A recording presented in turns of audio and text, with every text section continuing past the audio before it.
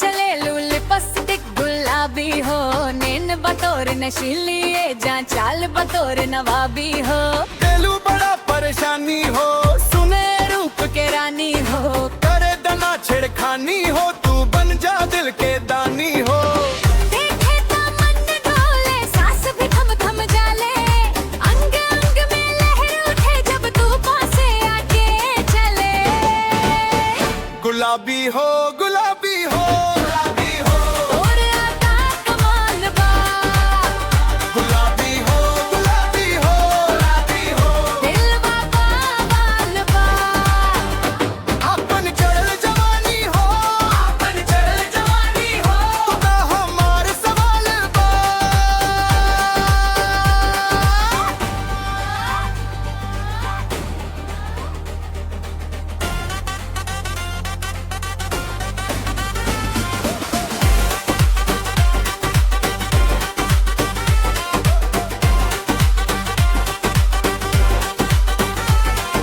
भीड़ में तू चमक जाले, सबके नजर झुक जाले, बोली में मिठास घोल दिहल, दिल के दर भी भूल जाले। रुकते हैं काहे लाई गोरे तो गुलाबी हो, दिलरा में तू बसल बाड़ू, तू ही उधारी हो। रंग तोर हसिया जैसन मन के खेत हरा करेला, एक झलक में छाती भर दे, ई प्यार के असर करेला।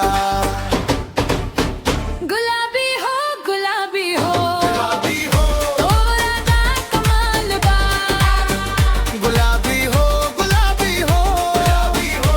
दिलवा बाल बा, अपन चढ़ल जवानी हो, अपन चढ़ल जवानी हो, तू तो हमार सवाल बा।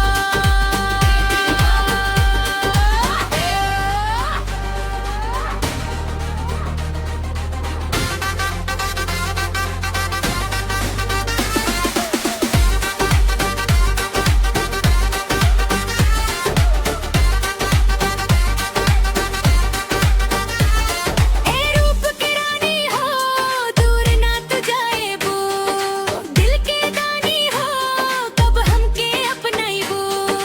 एक बार मुस्कुरा दा, मनवा बहार हो जाए, तोर नामे लिखल दिल आज स्वीकार हो जाए।